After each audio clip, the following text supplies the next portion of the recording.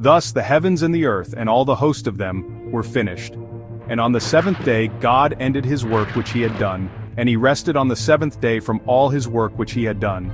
Then God blessed the seventh day and sanctified it, because in it he rested from all his work which God had created and made. This is the history of the heavens and the earth when they were created, in the day that the Lord God made the earth and the heavens, before any plant of the field was in the earth and before any herb of the field had grown.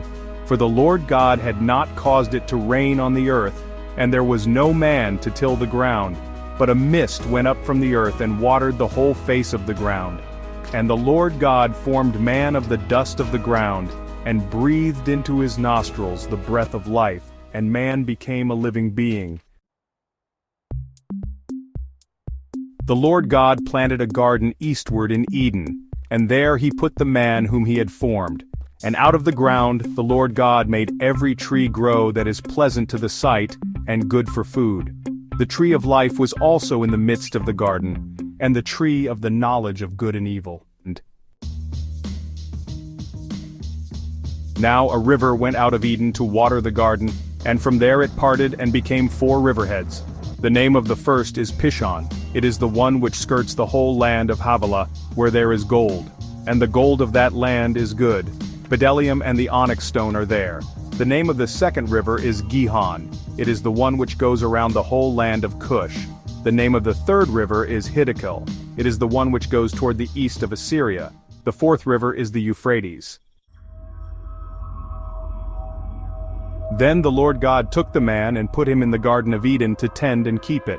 And the Lord God commanded the man, saying, Of every tree of the garden you may freely eat, but of the tree of the knowledge of good and evil you shall not eat, for in the day that you eat of it, you shall surely die.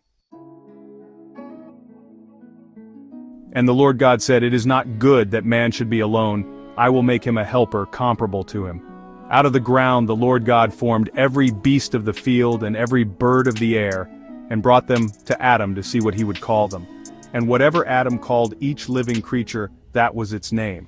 So Adam gave names to all cattle, to the birds of the air, and to every beast of the field. But for Adam there was not found a helper comparable to him.